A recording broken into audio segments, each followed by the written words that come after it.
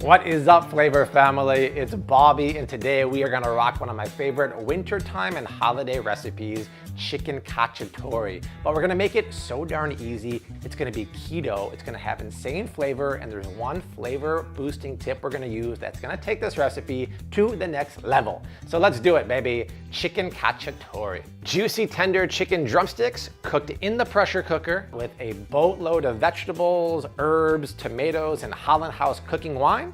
Cooked for 11 minutes until it's tender and falling apart. Then we're gonna use that sauce and that braising liquid to cook some cauliflower florets. And for this video, I'm collaborating with my friends over at Holland House Cooking Wines to recreate one of my favorite winter and holiday dishes, chicken cacciatore, but we're gonna boost the flavor even more and take this recipe literally next level by using cooking wine.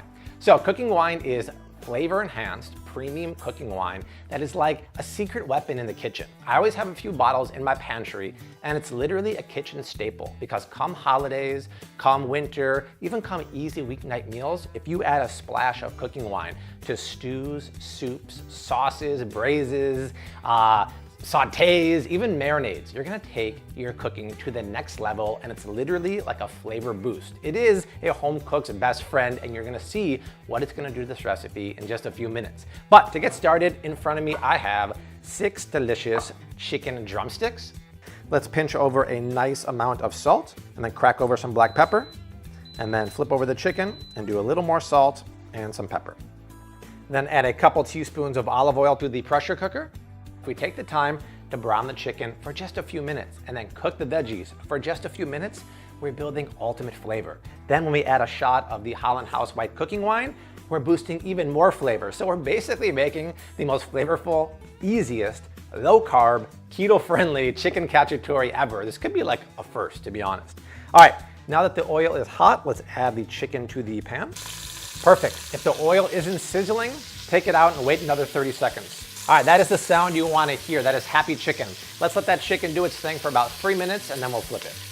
Okay, let's flip over the chicken. Beautiful. See what I mean, you guys? Just 4 minutes. Don't touch the chicken, and you get that beautiful golden brown skin. Let's let it go another 3 to 4 minutes.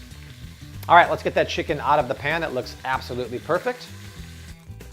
All right, the last of the chicken is out of the pan. Now, the beauty of browning the chicken first is look inside the pot.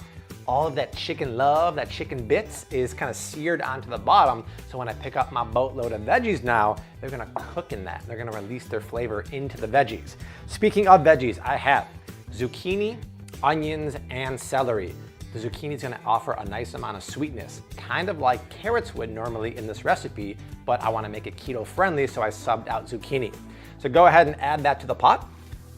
Then add just under a teaspoon of dried oregano, pinch in a 1/4 teaspoon of salt, and a few cracks of black pepper, and give that a good mix up.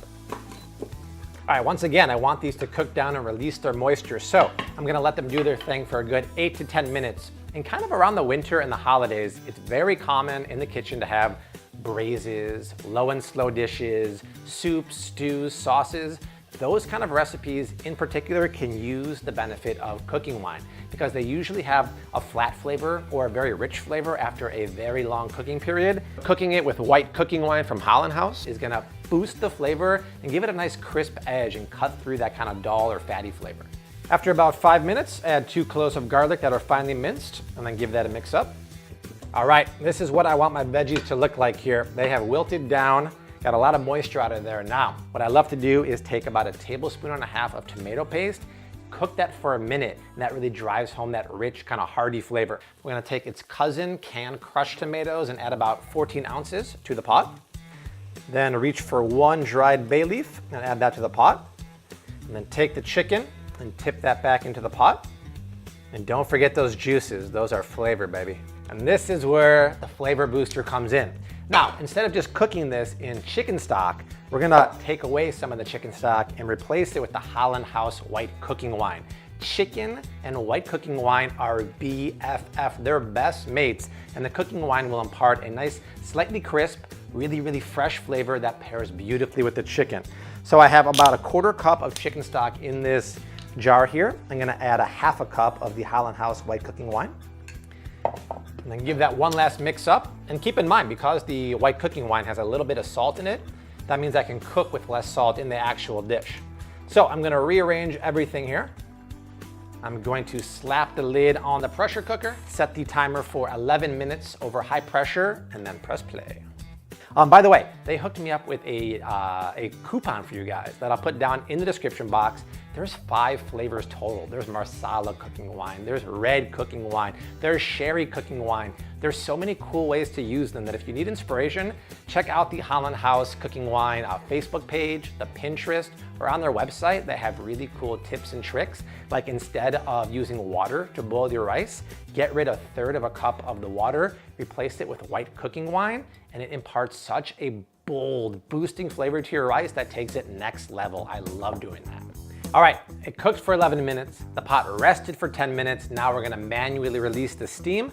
So carefully, please use a towel and aim the steam away from you and protect yourself with a towel. All right, let's take a peek inside this pot. Oh goodness. Oh, come on, get in that pot.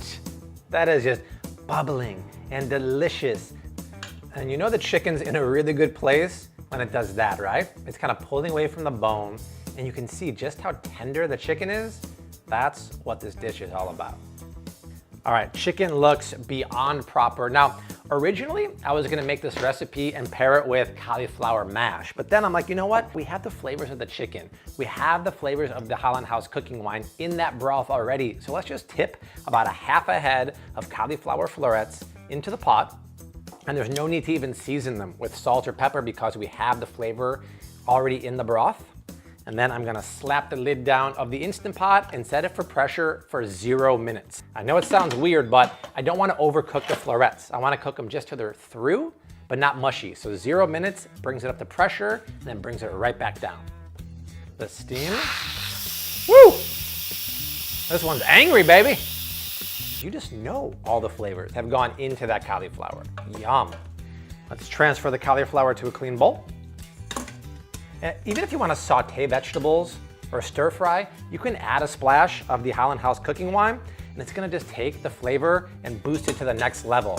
So I really want you to try to use it in ways that you never thought of doing it before. All right, the last of the cauliflower and the sauce is out, looking great. Let's plate this up and try some of this chicken cacciatore, baby. Okay, let's get a nice scoop of the cauliflower and place that down on the plate. And then grab a couple of these chicken drumsticks, lay them down, hit them up with some fresh parsley, and then do not forget to spoon some of that cooking liquid and sauce all over the top. And there it is, you guys, a low-carb chicken cacciatore, my favorite holiday and winter recipe, recreated with a flavor booster from the Holland House cooking wine. This chicken is literally calling my name, and I know it's gonna be tender as can be, so let's go in for a little bite. Look at that meat, you guys. It just comes off the bone. Oh, gosh, yes. I will withhold because I need equal opportunity with the cauliflower here. You guys, that is comfort food. That to me is like the holiday season, the winter season, but it was done in such an easy, quick way. That chicken, the skin has a nice browning flavor, but it's so tender. And that tomato and cooking wine broth really infused the flavor into the chicken. And that cauliflower is perfect. It's cooked through, but still has a bite. And I'm super happy we decided to put everything in the pressure cooker because the flavor of the broth really infused into that cauliflower. That is it, you guys. You have to try this recipe. And you have to check out Holland House cooking wine to boost your flavors this holiday season, this winter season. I want you to try them in all these different recipes. You can get ideas and inspiration on the Holland House website, on the Facebook page. Make sure to like it. On their Pinterest page, there's really cool ways to boost your flavor with Holland House premium cooking wine. The recipe is down below in the description box. The macros, the heating, all of that good stuff. Make sure you subscribe to my channel, share this video, and there's 2 more recipes going below me right now, but I will see you very soon. Until then, # keep on cooking, mad love. Peace, guys.